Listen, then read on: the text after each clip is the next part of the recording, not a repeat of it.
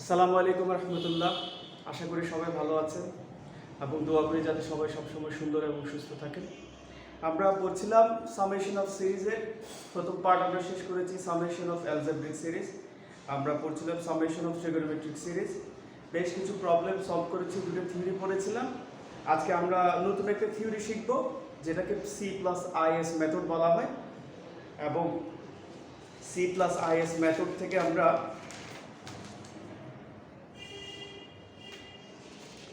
যেটাকে বলতেছে summation by C+IS method.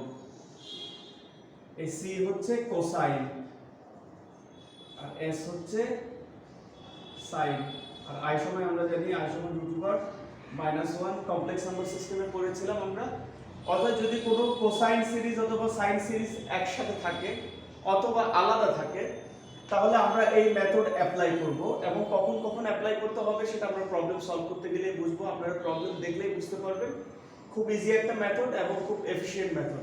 এটা দিয়ে আমরা খুব সহজেই কোসাইন এবং সাইনের যে কোনো সিরিজ সামেশন বের করতে পারবো, যেখানে আমাদের আই এর প্রয়োজন হবে। আই হচ্ছে √1, যেটাকে বলা হয় imaginary unit of complex number. So আমরা আজকে প্রথমে একটা প্রবলেম স্টার্ট করি। এটা হচ্ছে 13 নম্বর লেকচার, ফান্ডামেন্টালস অফ ম্যাথমেটিক্স। আমরা সামেশন অফ ট্রিগোনোমেট্রিক সিরিজ পড়ছিলাম। আমাদের প্রথম প্রবলেম হচ্ছে sum the series to infinity. Sum the series আমি মুছে ফেললাম। Sum the series to infinity, infinity পর্যন্ত আমাদের সিরিজ আছে, সেটা করতে হবে। সেই সিরিজটা হচ্ছে cos θ plus cosec θ divided by √1 cos 2θ plus cosec square θ divided by factorial 2 cos 3θ। পরেরটা আপনারা ইজিলি বুঝতে পারছেন কিভাবে করতে হবে। পরেরটা হবে cosec cube θ divided by √3 cos 4θ। এভাবে আস্তে আস্তে এগোবে ইনফিনিটি পর্যন্ত। আচ্ছা, আমরা যেহেতু একটা cos-এর সিরিজ, এখানে cosec θ থাক, cosec θ কে sin θ বানানো যাবে। যেহেতু cos ইনভলভ, এইজন্য আমরা C+IS মেথড অ্যাপ্লাই করব। লেট C হচ্ছে cos θ, তা ধরে নেব cos plus cosec θ factorial 1 cos 2θ cosec square θ factorial 2 cos 3θ। এভাবে এভাবে ইনফিনিটি পর্যন্ত। এন্ড আমরা sin এর সিরিজ ধরে নেব। sin θ সেম থাকবে, জাস্ট cos θ এর জায়গায় sin θ বসবে, এটা আমরা ধরে নিলাম। আমাদের টার্গেট হচ্ছে এটার সামেশন বের করা। ঠিক একই প্রবলেম অনেক সময় এটা দিতে পারে, sin θ cosec θ factorial 1 sin 2θ plus cosec square θ divided by factorial 2 sin 3θ। এটা আমরা ধরে নিলাম। অনেক সময় প্রবলেমটা এমন দিতে পারে sum to infinity of the series, এই সিরিজটা দিল, তখন আমরা এটা ধরে নিব। আচ্ছা, যাই হোক, ধরে নেওয়ার কারণ হচ্ছে আমরা C+IS মেথড অ্যাপ্লাই করব। নাও C+IS মেথড হচ্ছে এটা cos θ, আর এটাকে যদি i দিয়ে গুণ করি i sin θ যোগ হলো।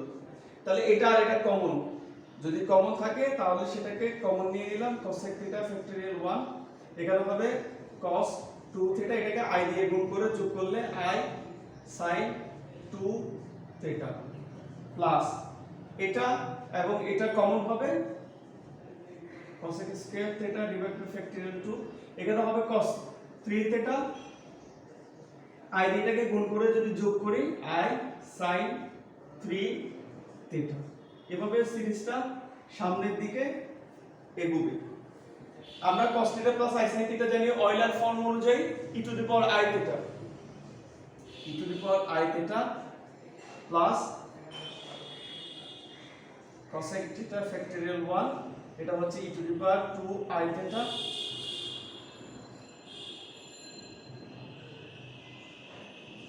plus cosec square theta divided by factorial 2 e to the power 3 i theta এভাবে পরেরটা হবে cos cube theta divided by factorial 3 e to the power 4 i theta এটা ইনফিনিটি পর্যন্ত যাবে।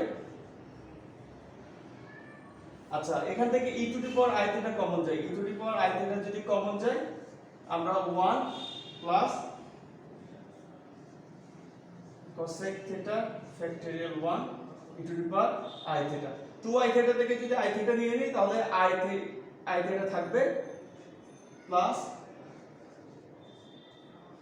cosec square theta divided by factorial 2 e to the power 2 i theta এভাবে এগোবে infinity পর্যন্ত। যেহেতু 3 i theta থেকে যদি i theta কমন নিয়ে নিই তাহলে 2 i theta থাকবে।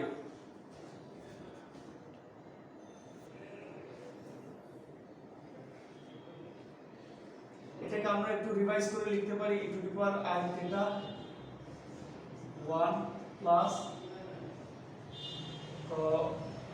cosec theta e to the power i theta divided by factorial 1 plus এটাকে লিখতে পারি factorial 2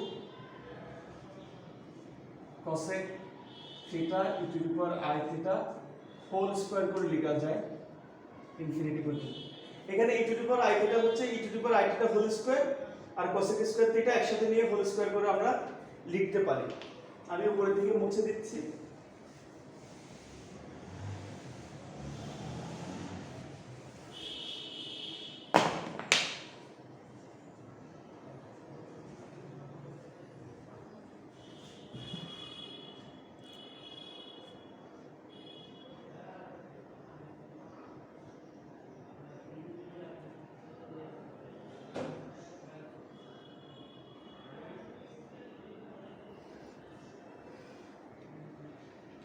আমরা যদি e to the cosec theta e to the power i theta কে যদি x ধরি তাহলে হচ্ছে 1 plus x divided by factorial 1 plus x square divided by factorial 2 plus x cube divided by factorial 3 এটা হচ্ছে e to the power i theta series.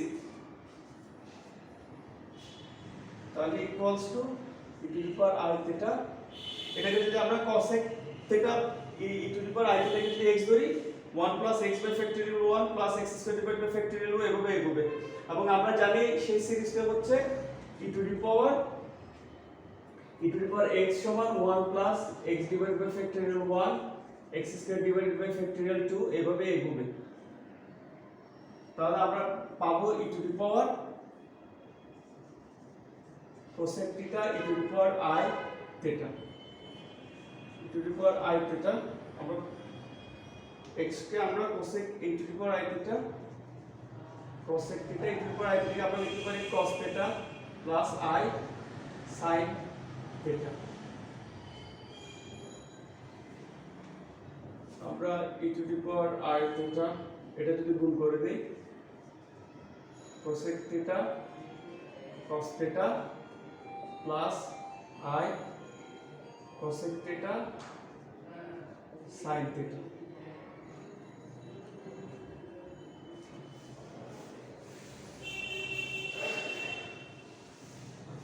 খুব simple calculation আশা করি আমরা বুঝতে পারবো।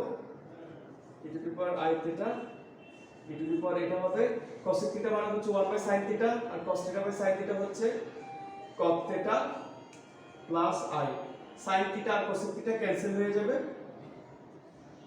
e to the power i theta e to the power cot theta e to the power i সূচকের নিয়ম অনুযায়ী ইন্ডিসিস রুলস অনুযায়ী e to the power cot theta plus i যদি পাওয়ার যোগ আকারে থাকে তাহলে গুণ হয়ে যাবে e to the power cot theta e to the power i যদি কমন নেই 1 plus theta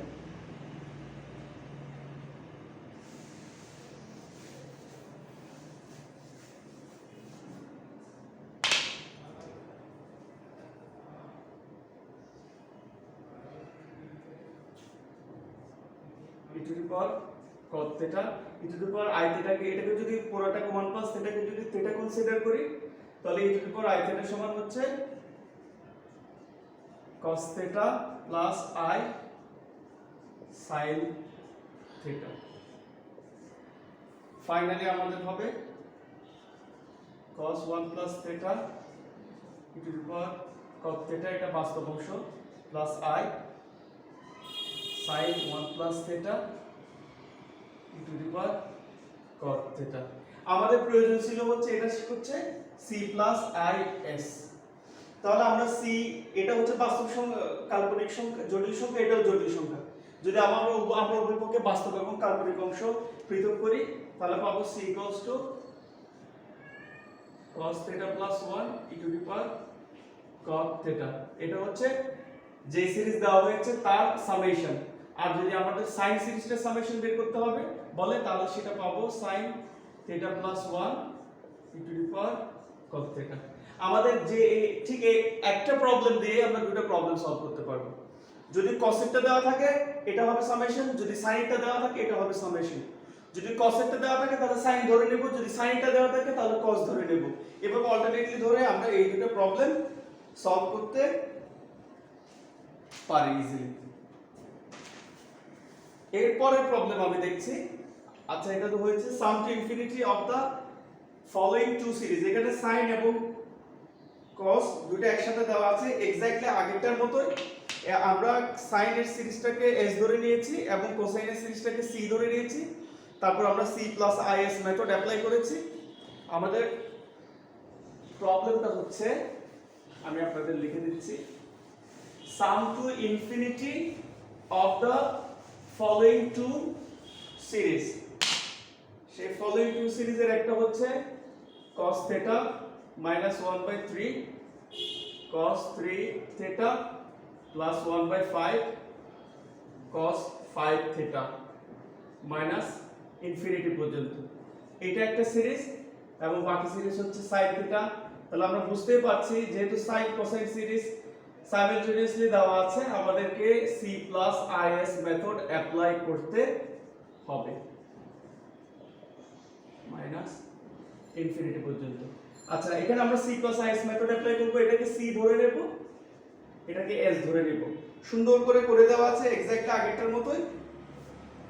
আমরা c plus is পাবো ক্যালকুলেশন করলে tan inverse e to the power i theta. এখানে tan ইনভার্স x এর ফর্মুলা অ্যাপ্লাই করা হয়েছে, তাহলে c minus is হবে tan inverse e to the power minus i theta. যদি আমরা ক্যালকুলেশন করে পাই তাহলে এই দুটো যোগ করলে আমরা c পাবো প্লাস মাইনাস π/4 ক্যালকুলেশন করলে, এবং আমরা s পাবো